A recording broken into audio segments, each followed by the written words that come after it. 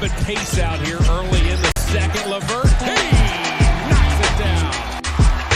Rondo's on the run. Stops, hits Love. Love fires. Cavs reset with a fresh 14. Under 3 to go in the half. Garland works on Holiday. Lost it for a moment. Shovels to Mobley. Garland, step back three, drew a foul, knocks it. Oh, ladies and gentlemen, boys and girls, children of all ages, welcome back to another episode of the All Things Cleveland Cavaliers podcast, episode number 30. I am one of your co-hosts, Brandon Lewis, alongside my other co-host, Joey Snyder. Happy 30th episode, Brandon. Happy 30th episode, my man. Man, I'm stoked for today. We got a lot of really good topics, a lot of fun stuff to talk about. Going to talk about some of the playoffs going on right now a little bit later in the show. Got something special in the middle, something fun, and we'd love to hear your guys' opinions once we, this episode is out and you guys hear it. But you know what, Brandon? I want to say something. Guys, if you have not had a chance, go to believeitmediallc.com and check out all of our great articles from all of our amazingly talented writers. But Brandon, you put out an article yesterday, and this is something, and it's something that we talked about in the previous podcast, and I loved this article, and it's something that me and you have both agreed on, and we've talked about it a little bit, but we really haven't talked about it at length. And your article was absolutely fantastic. So again, if you haven't checked it out, please go and check out Brandon's article. It's absolutely phenomenal, and it's about team chemistry in the NBA and how chemistry today is more important than the amount of star power that you have. And obviously, a lot of us know you have to have stars on your team. But it's not as important as having a team that synergizes well together. If you have a team that plays for each other, that isn't selfish, pick and rolls, always looking for the open man, that's a playoff team. That's a good team. You don't have to have LeBron and Kyrie and Kevin Love anymore, or there's teams out there like the Memphis Grizzlies. I mean, even like the Phoenix Suns, like the Toronto Raptors. They have good players, but those teams they're more about chemistry. And I mean, I could probably rattle off a whole bunch of other teams, but I'm just a small example. Chemistry in the NBA is so important now. And I think the reason is because generational talent doesn't come along. I mean, it's called generational talent for a reason. I mean, if you really think about it, there's maybe five generational players in the NBA right now. I mean, and you can even argue that. I mean, if you really want to say generational, you're talking LeBron, you're talking maybe KD, you're talking, I'm sorry, you're definitely talking Kevin Durant. And I mean, you could maybe throw Giannis in there. I don't know if I would throw Embiid in there yet. I would say that he's on the cusp of it, but Jokic again is another, potential. But I mean, when you're really talking generational, I mean, you're talking not just surefire Hall of Famer, but you're talking some of the best of all time. So in my opinion, truthfully, you would probably say LeBron was probably the last generational talent, only because you had LeBron, before him you had Kobe, and before that you had Michael Jordan. I would say, that's a generational type player. So they don't come around that often. All-stars you need on your team, stars you need on your team, but the chemistry is really what in today's NBA is propelling teams who people maybe have thought weren't going to be good and propelling them into the playoffs. Another team that you could say that about, the Atlanta Hawks. Yes, they have Trae Young, but then you look down the roster and you're looking at like someone like Kevin Huerter, Gallinari, Bogdanovich, Clint Capella, John Collins. I mean, it's just, they just got good, you can even go to the younger guys on Onyeka Okongwu. They have a great team, great chemistry. And that is, I think, more important in today's game than it's given credit for. It's not talked about enough. Even among national analysts, it's always about the player and whether this player has to carry the team. Well, then why do they even have any other players if you're only going to focus on that one? You have to have that chemistry. And you brought this up, like you said, you brought this up last week, and it was something that just kind of hit me, and my brain just kind of went boom, exploded, and I was like, wow, like I've never really thought of that like that, but it's something I think we all know deep down. Well, I don't know if we knew it, and I talked about this in the article too. I don't think we knew it even 2-3 years ago. I think it's really been evident over the last 2 NBA playoff runs. I think you've had teams like Miami, Boston, Phoenix, Atlanta, Memphis. I mean, just to throw these teams out there that are either going very far in the postseason, whether it's been the conference finals or in some cases even the finals. And in other cases, you have teams like the Pelicans or teams like Boston right now who are giving Milwaukee, who many people picked potentially to get out of the East and even potentially go back to back and winning another NBA championship this season. They're literally giving them a dogfight in every single game. And I mean, let's be real here. A couple bad bounces that went Boston's way, and Boston could be easily winning the series. If not, they could have already won the series by now. I mean, especially when you take over what happened in Game 3 and Game 5. But there are just today's NBA is just different in my eyes than what it's been over the last couple of years, because you have guys like Luka Doncic, Trae Young, Ja Morant, those 3 specifically, and I even threw in Jason Tatum now, who's starting to slowly, in my opinion, rise into that superstar status this postseason for what he's done with the Boston Celtics. But you have these guys that have come in, just a couple names off the top of my head, like I mentioned, Ja, Luka, Trae, in these last 2 or 3 drafts that are not only changing their team, but they are immediately making their team from getting a top 5 pick in the lottery to being literally championship contenders in 1 to 2 years. That's something where we did not see that 2 or 3 years ago. I talked about it. The Lakers team that won the championship in the bubble, 6 months later, practically got blown off the floor by Phoenix in the first round. And it wasn't really the media basically framed it as Anthony Davis was hurt, LeBron James was dealing with a knee injury, Phoenix wasn't really that good. There are even some people in the media saying Denver was going to beat Phoenix, and Phoenix just went on this magical run to the finals. And then this year, they are the best team record-wise in the regular season. I just think the landscape has changed. And when you look at this playoff series, when you have a player like a Giannis, or you have a player like a Luka Doncic, or a player like a Joel Embiid, it's not anymore, oh, we have the best player on the court, we should be able to win this series. It is not that anymore. It is more of who has really, you got to have at least 1 star, as we've said, but who has really good depth, who has really good coaching, who has really good chemistry.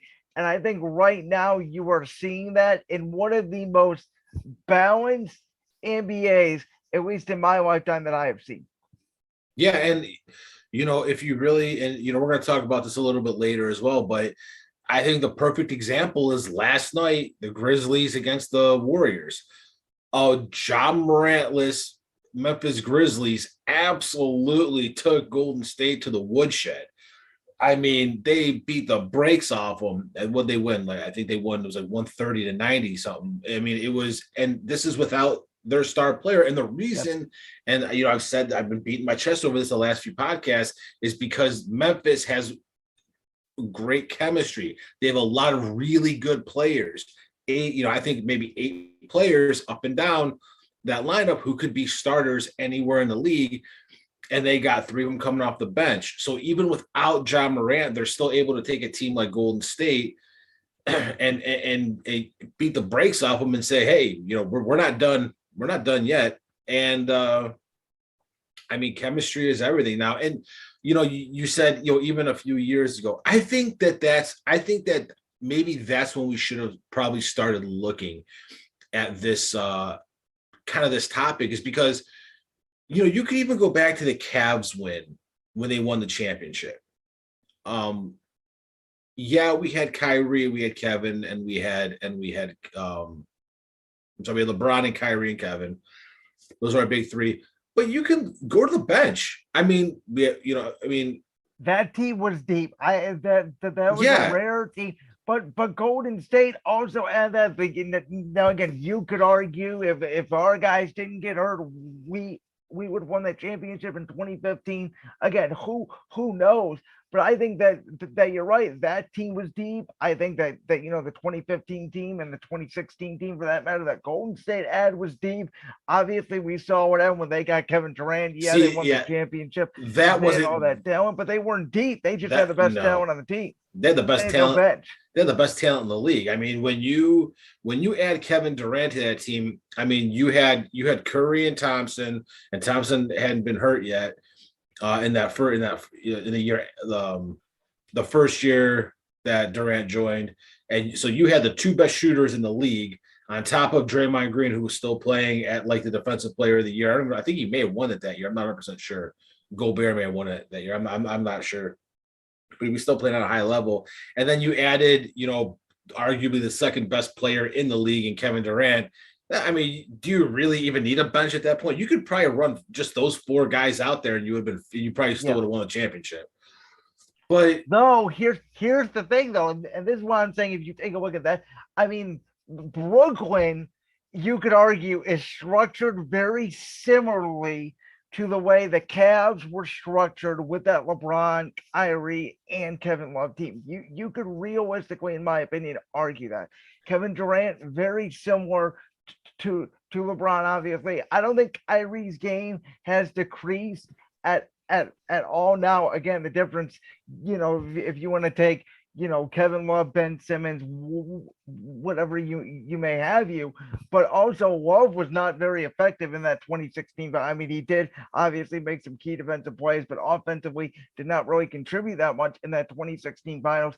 That Brooklyn team, though, is not deep, and they got. And I will say this, I know you weren't shocked by it. I still cannot get over the fact that this is where I got on this topic, because Brooklyn with KD and Kyrie got swept by Boston. I mean, if Boston wins the series in Sixers, okay, but swept, it doesn't compute. Well, I mean, yeah, like I said, I mean, it didn't surprise me, but you could see all year long. I mean, and especially when Harden was there, going back to the topic, there was no chemistry.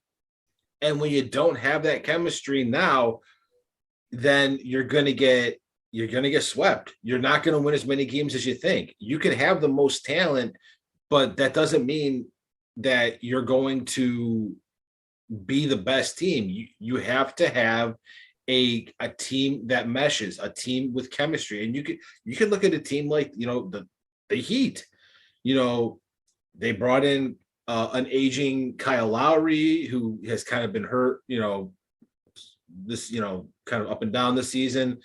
Jimmy Butler, in my opinion, Jimmy Butler's a star. But then you got a bunch of really good players. Bam Adebayo, who I think that he's an all-star. Tyler Hero, Duncan Robinson. You can just kind of go down the list. Oladipo came back after being out for almost a year, and you can just go down that list of just, okay, this is a good team. This team plays well together. They have good chemistry. It's not one guy. It's not two guys. It's 7 or 8 guys all contributing, working towards the same goal, and they work well together. And I think that is actually a big reason the Cavs were successful this year. Unfortunately, again, we didn't make the playoffs, but no one had us winning the amount of games we did. No one had us over 500. Most people had us at 20 to 23 wins, and we blew that out of the water. And a lot of it was because, players like Kevin Love accepted a new role coming off the bench. You had Darius Garland taking a step to become a star, but the team as a whole played together. It wasn't about one player. It was about trying to go down that bench. And really, I mean, God, we played 13, 14 guys. It seemed like we were playing, like everyone got a chance to play. And it didn't always work out, but the team had a lot of chemistry. And I'm excited to see where the Cavs go next year, kind of moving some of that chemistry, bringing it forward, getting more comfortable with each other. But speaking of next year, I was just about to say, speaking of next year, ladies and gentlemen, me and my co-hosts have come up with a very fun topic for you all today. You can rate our trades, whether in the comment section, if you're watching on the YouTube channel, or tweet us at GoodfellowJoey, at BrandonWilliams_7. We have come up with 2 trades each that are kind of realistic / fantasy trades. We weren't going to go all the way out there and say, oh, the Cavs are going to get Giannis Antetokounmpo for a 2026 second round pick, like a 4th trade in the NBA 2K, because that's not happening. But if I'm being honest, I think all of my trades are actually realistic. And I believe one of mine is for sure. You can you can debate the second one. But without further ado, Joey, do you want me to start, or do you want yourself to start? You know what? I'll start, and the reason is because I actually did 3. Okay. So I'm going to give you a. I'll start with So I'll go one that's out there a little bit, but realistic. Maybe realistic. One that I think is 100% realistic, and then my big one at the end. Okay. So if Boston loses this series, I think they probably, I wouldn't say that they're in rebuild mode, but I think that they probably need to add some stuff. But they also need to subtract some stuff too. There's just some things that aren't working. I propose Karis LeVert, Isaac Okoro, and Lamar Stevens, a 2023 first round lottery pick, top 2023 first round pick, top 10 protected, which would turn into an unprotected in 2024, and a 2026 unprotected first round pick to Boston for Marcus Smart, Grant Williams, and Daniel Tice. Now, people are probably going to be like, "What? Why? That doesn't make sense." And here's my reasons. As you know, and I have said this on many podcasts before, I love Marcus Smart's game. He's 6'4", 6'5". His defense is incredible. He can hit the 3. He pumps up the team. He is a team guy. But he can get his numbers. He could start from 1 to 3. I think those types of players are very hard to come by. Players that can start from point guard down to wing. Even being, 6'4", 6'5", he still guards the opposing team's best player, much like Okoro does. And I think that he would be a great fit on the Cavs. Grant Williams is young. He could play power forward. He could play the wing as well. I think that he could develop into a good player. I know the Celtics are playing him a lot right now. But they also, they still have Robert Williams. They got to develop at center. They got Jaylen Brown. They got Jason Tatum. I think that maybe they need to start working on filling out more as opposed to, all these players they have on the floor. And then Daniel Tice I like Daniel Tice because he solves a solution where when Jared Allen is not on the floor, I'm not worried. He's a serviceable center who can score. He can block shots. He's not a superstar, but he's a good bench player. So that is my first trade scenario, and I think it's fair because Boston's getting back Karis LeVert. So realistically, you could play. You'd have your point guard. You would have, I don't know who the point guard would be, but then you could Jaylen Brown at 2. Karis LeVert at 3, and Tatum at 4. Tatum at 4, and then Horford or Robert Williams at 5, and the other one would come off the bench, which would be huge for them. I'm sure they'd be able to go out and get a good point guard through either free agency or the draft or trade or whatever, because they're kind of building up a war chest again, even though they have a bunch of great players. So I think that this trade helps both teams in the long run, and that would be that's my first trade, like it or not. Yeah, I mean, when you first said it, I was like, because I was expecting, to be honest, from the way I see it, if you're going to give up both LeVert and Okoro, I want Jaylen Brown. That's the way I see it. You're not getting Jaylen Brown. And I know you're not getting him, which is why I don't think that you should give up both LeVert and Okoro.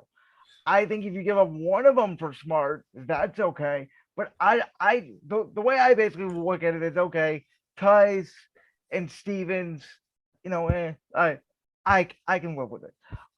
Williams, I do really like that end for the Cavs. I like Marcus Smart, but I guess the question is, could Okoro turn into a Marcus Smart like player? Well, and I think cheaper rate. Right, but I think it's possible, but I also think that we didn't make the playoffs because we weren't getting offense out of certain players. And boom, and you're completely right on that. And on top of that, Marcus, what's funny is Marcus Smart's one of those players where if I told you that Marcus Smart was 34 years old, you'd be like, oh, that might sound about right. It just seems like he's been in the league forever. It seems like he was there in the LeBron era causing problems. He's only 28 years old.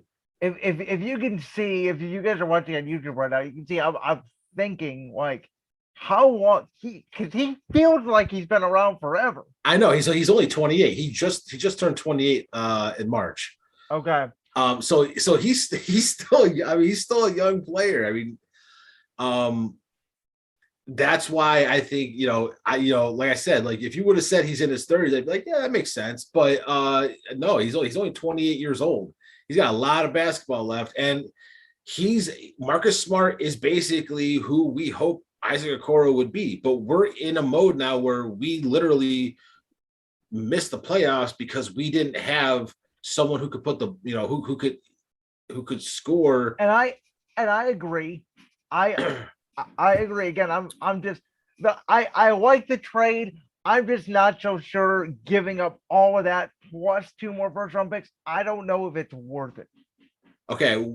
Well, for me, it's if you had Marcus Smart right now, if you had Marcus Smart this season instead of Isaac Okoro, are you in the playoffs? Yeah, but how much better are you? Like, are you a first round exit? Like, I mean, how many games have you watched with Marcus Smart where he has taken charges, he has gotten steals, he's gotten blocks, and he's been able to kind of change the energy or late game been able to pull it out? And how many games was that the case for the Cavs? Marcus Smart's the type of player that doesn't let games get away from him or his team. He fights constantly. He's not selfish at all. He looks for the open person, but he also knows when it's time to take the open shot. His basketball IQ is absolutely off the charts, on top of the fact that he can play 1 through 3. So in my opinion, if you had Marcus Smart on the team, you are a playoff team. On the opposite side, I think that the Celtics have too many players at times and there's only one basketball. You have Jaylen Brown, you have Jason Tatum. So I think that, I think you put Karis LeVert on Boston, and he's like, when they're trying to double team Tatum or their best players on Jaylen Brown, then you have LeVert who's able to create his own shot, and maybe that's a better situation for him. I'm not saying I want to trade Karis LeVert. All of these trades, by the way, everyone, this isn't saying we want to trade these players. It's just for fun. Personally, I'd like to keep LeVert and see what happens next season. But but then Grant Williams, good young player, I think would fit really well in the Cavs and would progress extremely well. Maybe even into moving Markin into the bench and having him start at the small forward. You never know when you have good good young players like that with a high ceiling. And like I said, Tice is just so that we to make the money match, and also because that way it solves a huge issue with us of having needing another backup big guy. All right, what's your trade number 2? Let's go. We're going with you next. What's your? Okay, so I'm gonna give you my realistic trade. Okay. I'm gonna give you my realistic trade. I propose. Oh God. Everybody knows I love this stuff. I love general manager. Like I could do this all day. I feel like your realistic trade is going to be completely unrealistic. Okay, here we go. Cavs are giving up Karis LeVert, a 2024 first round pick, 2023 and 2025, 2 second round picks. We are giving that up to the Detroit Pistons in exchange for Jeremy Grant, and we'll throw in a 2026 second round pick. That is actually extremely realistic, and I think that would be a phenomenal trade. There you go. Kobe Altman, give me a call. Kobe, get on the phone, give Brandon Lewis a call. That's a good trade. I mean, and I think one of the things that people have to realize is a lot of teams have, they call it the war chest. You're accumulating draft picks. And the reason for that is because, you're going to trade those picks for players, or you're going to spend them and you're going to get a whole bunch of good young talent that you can turn into, a really good young team, just like kind of like the Cavs did. I think, or the Celtics did, Celtics did the same thing. So, and I mean, there's, obviously a ton of examples. I'm not going to go through every one of them. But yeah, I think that's a good trade. I think that they might want another first round pick. Okay, which I mean, I would be fine giving up. My rule here on this pick was, because I have seen this type of trade speculated for with Jeremy Grant coming to the Cavs. From everything that I have read, it sounds like that Detroit would want either LeVert or Marketing in the deal. From my end of it, I would rather give up LeVert, and I've already said my feelings on both those players. I would love to keep Martin, but as I have said, if it is for a big time player, I think I would be willing to give him up. That would be a lot harder for me to do so than LeVert. I've already shared my feelings on LeVert. I feel like the last month of this podcast, so I don't want to beat a dead horse on it. You can always go back and listen to our podcast, especially our recap podcast. We really dove into a lot of the situations the Cavs could be in this summer. But I think Jeremy Grant, as a player, I think Detroit is looking to just move all of them and kind of just build around Cade Cunningham and get some more draft picks and do it that way, because they view him as a little bit of an expensive player for a team that's still rebuilding. Cavs-wise, the dude can just score the ball. He can rebound. He can do everything. He's 6'8". He is a very versatile player. How many times have we talked about the market and Mobley and the Jared Allen lineup? These guys are very versatile. And I mean, you could even could you imagine putting Grant at the 2 and just having Garland, Grant, Marketing, Mobley, Allen, just a gigantic lineup that would give people fits. You bring in a core off the bench, still possibly keep Sexton with Ricky Rubio. That was my vision. I don't know. See, I think in most of these trade scenarios, I don't know if you're going to be able to re-sign Sexton, which is a reason I kept a player. And I'm not going to give, but I was thinking of ways to get Donovan Mitchell. And if you guys go and you check out, a lot of sites have said that the Cavs can maybe put together a good trade package for Donovan Mitchell. But I kind of view Colin Sexton as Donovan Mitchell. I mean, they're basically the same height. They're both super athletic. They are the same height. I was looking at Donovan Mitchell, and they are the same height. And this goes back to what me and you have talked about this at length. A few years ago, they had players and teams stop using how tall they are in shoes because Kevin Durant was 7 feet tall. Kevin Durant now is 6'10". Kevin Love was 6'10". Kevin Love is now 6'8". Kevin Love is shorter than LeBron James. Yeah. And people don't realize it because for Kevin Love's entire career, he was listed at 6'10". Out without shoes, he's listed at 6'8". But that's why you know what, I still go by in their shoes because that's how they're playing on the floor. Yeah. I think Marcus Smart, 6'4", but in shoes he's like 6'5", 6'5 and a half, something like that, which is why he's able to play 1 through 3. And then there's a lot of players like that. So, but yeah, I love the Jeremy Grant trade scenario. I think that I don't know, for some reason for me, I think you would almost have to move Markkanen to the bench in that scenario. I think that you would have to get a number 2 and Grant plays 3 with Mobley and Allen, because he would be able to, I think, space. I don't know if he'd be able to space. He's a better defender than Lauri Markkanen is. Okay, so then to me, in that case, you would put a core of the 2, and then coming off the bench again. If all signs point to potentially Rubio coming back, so you could have Rubio, Markkanen, and Love kind of be your 3 big guys. All not one unintended, your big guys, but your 3 big guns coming off the bench. I think that would work. Yeah. All right. So I love the trade. I'm going to give you my extremely realistic trade that is the least fun, probably the least fun trade you will ever hear in your entire life. Okay. Jetty Osman and our first round pick this year to the Chicago Bulls for Patrick Williams.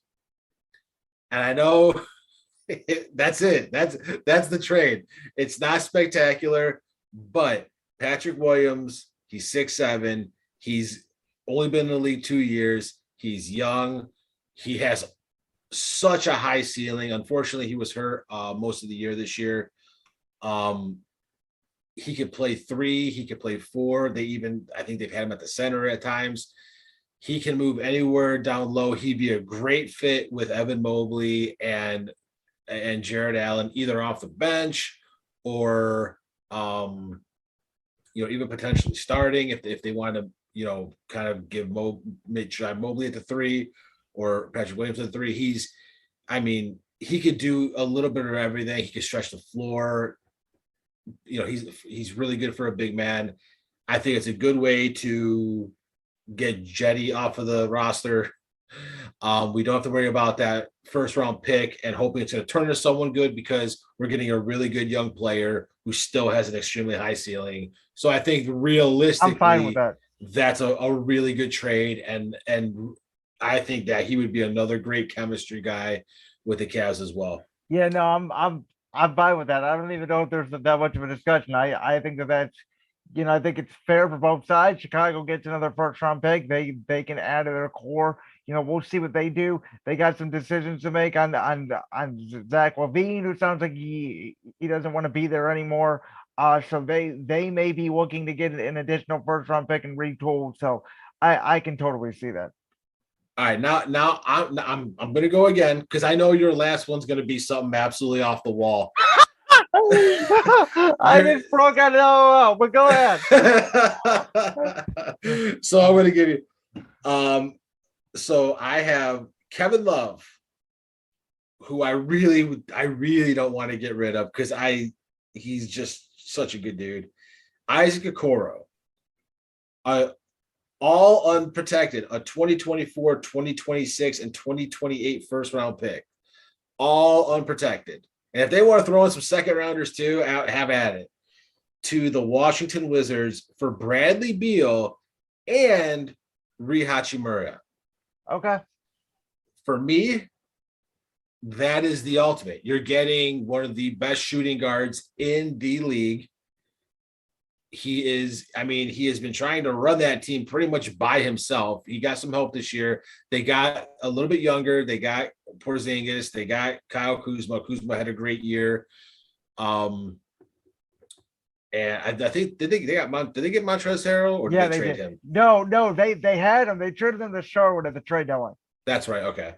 But this is a way for you to build up a massive war chest of picks, move on from something that's not, it's not working, and it gives the Cavs another superstar at shooting guard, and Hachimura, who, he played really well last year, got hurt early in the season this year, and was never quite the same. But I think another guy who could come off the bench and be, an absolute stud behind Jared Allen and Evan Mobley. I think you can even work him into kind of like a 3-man rotation, keep them fresh all the time. That to me is good for both teams. Losing Love would hurt really badly. Just because he is the ultimate team player. I would kind of like to see him retire as a Cav, not at $32 million a year, but I would like to see him retire as a Cav. But I think that 3 first-round picks, Kevin Love, Isaac Okoro, a great defender who, can develop his offense for Bradley Beal and Hachimura.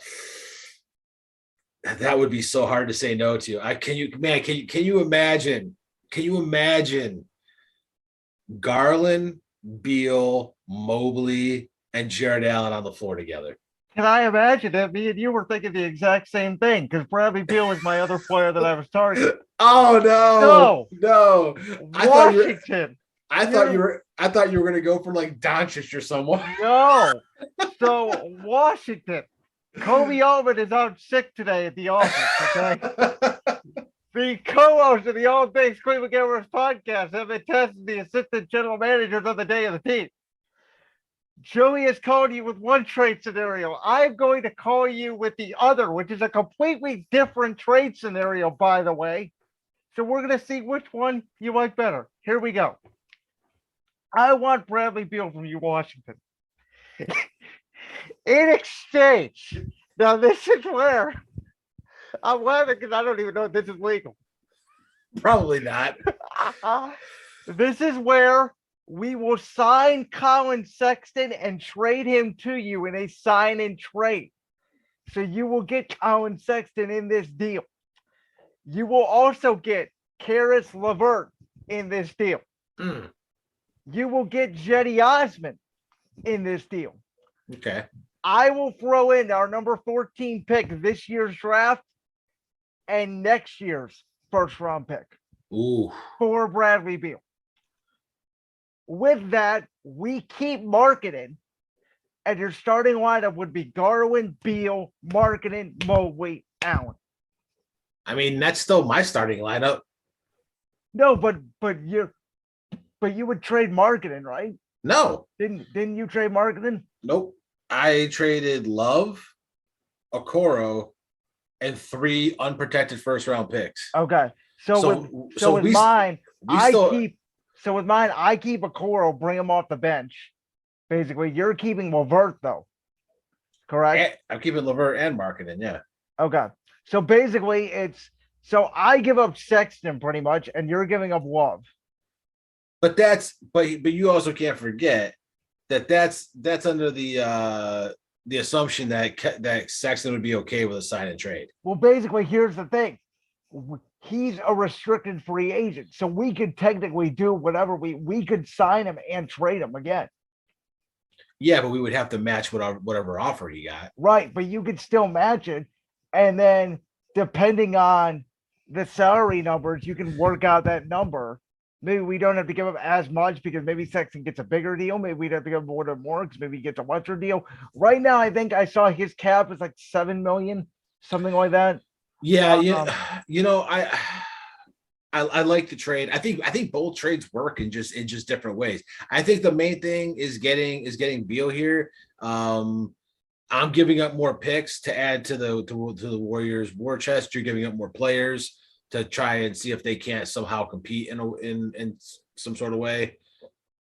And on top of that, Love is Love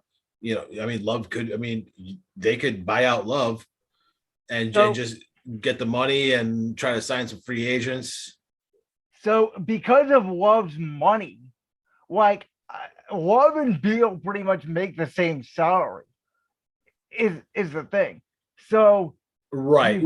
Which is I put Okoro in the deal, and Okoro wasn't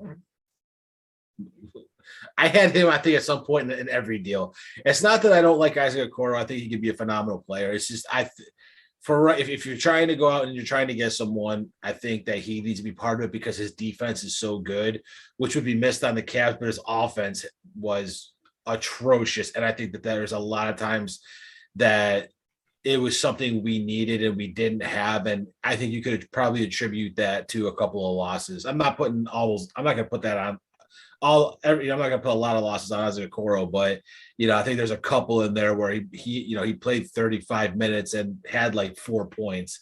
Can't do that. I think in general, we agree with the type of trade the Cavs are going to make. We just don't agree with maybe one or two pieces that they will give up to make, or it's not that we wouldn't be willing to give up either player, because I think we both agree. I think that we both disagree on who would me or you rather give up, as opposed to, because I really think it's conversation between Okoro and LeVert, if you ask me. Because yes and no. I think most teams would probably prefer Okoro let me rephrase that. I think teams who are trying to rebuild would probably prefer Okoro. Teams who are trying to compete would probably prefer LeVert. And the reason is because if you're rebuilding, Okoro doesn't cost as much, and he's a young player. Yeah, and he's still a young player. I agree. And LeVert can help teams that are in win now modes. So that's why I have LeVert in the Boston trade, because I think that he helps them win, as opposed to giving them Okoro. I think Okoro was in that trade too. But that's a young piece, and then also some more war chest pieces. All right, guys. Well, make sure to grade our trade. I guess give us a grade. Tweet us on Twitter. Comment in the comment section. A for F. I think we both actually did a pretty good job of keeping those realistic. If I'm going to be honest, I think my Patrick Williams trade is probably the highest grade. Because I think it makes the most sense. I don't know why I put it there. I was just, it's just funny because I liked Patrick Williams last year. I was like, man, the Bulls got such a good pick. And then this year he got hurt, but he fought his way to come back this season, and he really fought at that, towards the end of the season to get some decent playing time. I just think I like his game. I think, I kind of look at him and think of like a young Jeremy Grant. Yeah. So I think that if you can get him now, that would be phenomenal for the future. So let's base this off to the pick that we would be giving up this year. We're both contingent on that it's going to be the number 14 pick. Obviously, the lottery is happening in 5 days. If the Cavs somehow do get the top 4 pick, we might have to revisit this trade scenario, because I think that would definitely change things. I will trade the number 1 pick in the draft for Giannis. No, that's, what I think that's going to be a conversation we'll have probably next week. Again, guys, before next week, myself and Joe Ewell, who is a phenomenal writer here for us, I believe, in media, we are going to have a lottery mock draft before our next episode. So make sure you check that out. And by the way, real quickly, Joe wrote his first article for us last week with Fully Win Media. He gave 2 very interesting trade situations for the Cavs. I'm not going to give them away. You guys can go in and read the article. The only thing I will say, both those players that he mentioned are proven veteran, I would say, like players, and they're definitely win now moves for the Cavs. Yeah, absolutely. So let's before it's time to say goodbye, Brandon. Let's talk a little playoffs right now. These playoffs, man, I gotta tell you, I'll be honest, there's not a lot today. I really want to. I think just in general, just the fact that these playoff games have been either very entertaining or they haven't been entertaining at all. There haven't really been, I don't know, like 8 or 10 point leads. They mostly have been 30-point games, or they've been going right down to the wire. At this point, we have a lot of game 6, a lot of game 7. These series, I believe all of these series in the semis are going to at least go 6 games, which I feel like is a little rare. I don't remember that being the case. And I could be completely wrong on that. But again, as we've talked about here with the chemistry experiment, a lot of very even teams. And, obviously Milwaukee basically pretty much stole one last night. Boston giving up the lead late. Now that series shifts back to Milwaukee for game 6. Me and you both said last week we expect this thing to go 7. I think it's very obvious in the series Milwaukee misses Chris Middleton. I think it is very clear how much they miss Middleton. I think they're a way different basketball team with him on the court versus him off the court. I've said this earlier in the podcast. I think Jason Tatum is rising into his own, potentially even into superstar status, especially if he pulls this off going into the conference finals and knocking off the defending NBA champs. I'm still going to pick Milwaukee, and I'm going to stick with Milwaukee in 7. I'm going to stick to my guns here. I think Boston wins game 6, and I think we go back to Boston for a game 7. So, wait. Is Boston leading the series, or is Milwaukee? Milwaukee's leading the series 3-2. And it's in Milwaukee, right? Game 6 in Milwaukee, yes. Okay. So my thing is this: if Milwaukee does not put this away in game 6, it's gonna be the Celtics are gonna win it in game 7 and Boston.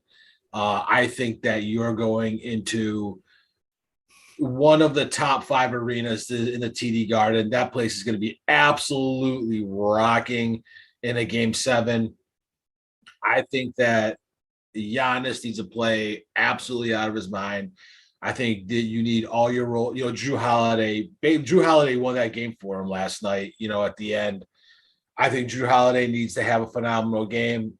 You need your role players to step up. Grayson Allen, McConnaughton, Bobby Portis, Lopez. I mean, everyone needs to have good games, and if they can put, I think they got to put it away in 6. If they don't, I'm taking Boston in 7. That's fair. All right, up next, Joel Embiid did come back for games 3 and 4 in Philadelphia. The Sixers tied that series, but then Tuesday night was a disaster for the Sixers. They got absolutely blown off the court. Now they're going back to Philly, game 6. I said last week, I believe it's Joel Embiid came back in game 3. The Sixers were going to win this series in 7 games.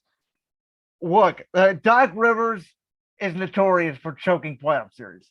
The Sixers are notorious for choking playoff series. They have to get the monkey off their back. Outside of one game this series, James Harden has been absolutely awful. That trade, we spent a lot of time, probably more than we should, dissecting that trade at the trade deadline. At this point, I can't even tell you who the heck won that trade, because Ben Simmons hasn't even played yet for the Nets, and James Harden has been, let's be honest, pretty awful for the Sixers. I don't know what they would do right now if they didn't have Tyrese Maxey. With that being said, JoJo, you got to show the league, man. You should have been the MVP, in my opinion, and in Joey's opinion, this season. I think Joel has to show up. I think the Sixers do win. I think game 7's a free-for-all. I think Philly's going to pull it out. And once again, I'll stick with my original prediction, as I said last week, Philly in 7. I'm going Heat. I'm gonna say it ends game 6. Okay. I'm sorry. I think the Heat are it's a team that doesn't get rattled. They're confident in what they have. They got a good bench. They got everything going for them. And I think that monkey on Doc Rivers' back is is shaky. You got Embiid who's shaky. You got Harden who's not playing well. I think the Heat go in and they just take it, and I think that's the end of it. All right, moving on to the Western Conference. You got the number 1 seed Phoenix Suns, who are now up 3-2 on the Dallas Mavericks. That series has been really chippy. It has been a home and home series. This is kind of the one series I think that I got wrong a little bit. I felt like Phoenix would kind of take it in 5 or 6, and Dallas has certainly shown the ability to fight. Well, they can still take it in 6. Yeah, they can. I said last week I thought Phoenix was going to win it in 6. Something tells me this thing's going 7 though now. And I know I've said this thing's going 7 for pretty much every series, but they kind of feel like it. They've been very close and very tough series. I'm gonna take Phoenix in 7, and go ahead. If Luka puts up a triple double in the next game, in Game 6, Dallas is going to go to 7. I think anything less than that, and the Suns take it and win the series in 6. That's just my opinion. I mean, Chris Paul, just and I've said this before, just like LeBron James has found a way to somehow beat Father Time. Devin Booker is a star. They need DeAndre Ayton to play a little bit better. But the thing, we talk about chemistry. Jay Crowder has been phenomenal for them, as has Bridges, as has Cameron Johnson. They're deep. They're deep too. And I think that Dallas kind of still needs that, that another player with Doncic to really put him over the top. But I'm gonna go with my gut, and I'm gonna say the Suns take it in 6. All right, and then finally we got Golden State and Memphis. Golden State still up 3-2 after that bashing. Unfortunately for Memphis, it looks like Bane is out now. Obviously what happened with John Morant's unfortunate. Sounds like he's going to miss the rest of the postseason regardless. I said last week I felt like Golden State was going to win it in 6. You said Memphis was going to win it in 6. We know how well Memphis has played this year without John Morant, but we've talked about chemistry. The one team, in my opinion, that has more chemistry than anybody else in this playoffs is because they played for so long. They've been so many times together. Is Golden State. Curry, Thompson, Draymond Green, and you add Jordan Poole, who's becoming the third splash brother of that mix. That is a really hard team to beat. I think that they win, and I think I'm not ready to say who's going to win the Western Conference Finals, because I think it will be Phoenix and Golden State, and I think that is going to be a great series, because I think that Golden State is a great matchup for Phoenix and vice versa. Yeah, I'm gonna have to switch on this one. I mean, if Morant was healthy and Bane didn't get hurt, I would stick to my guns. Even 3-2, I'd say they're gonna take the next 2. But I'm sorry, I'm gonna have to flip flop here and say you can't be without your star player, and maybe your second best player in Bane, second or third best player depending on who you ask. And I'm gonna have to say Golden State's gonna end it. They're going to take it in 6, and we'll see who they're going to play next. All right, well, that'll do it for our playoff wrap up for this week. Next week we will be back talking lottery. We will know by the time that we record next week who has the number 1 pick in the draft, where the Cavs land. If it by chance happens to land in the top 4, and I have been saying this, I'm just going to say it on air because I don't really care. I have made speeches about this in school. I have said it on the internet for years constantly. I believe 2 things about the lottery. Number 1 is I don't like it. I hate the concept. I think it's stupid as all hell. And number 2, I think it's rigged. I absolutely 100% think it's rigged. I will throw it out there. You guys can tweet at me. You guys can say whatever you want. I think the lottery is rigged. I don't know if it's rigged or not, but I'll say this. The most Cleveland Cavaliers thing of all time would be as if they got a top 4 pick. That would just be one of those things that you'd be like, oh, okay. I mean, they've had so much luck in the lottery that if somehow a team that was over 500 and just barely missed the playoffs got the number 1 pick. The last time that happened, was the Chicago Bulls, and they took Derrick Rose. So we have a chance to get picks pick 1, 2, 3, or 4. We only have I believe it's a 2.6 or 2.7% chance of that happening. But you know what? There's a chance. And if that happens, I think we have a lot of things to discuss.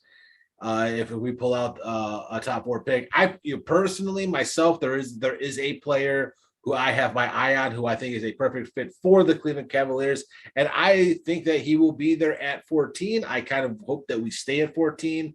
I don't want to move up because I think that complicates a whole lot, as opposed to picking a player who I think would be a phenomenal chemistry guy, someone who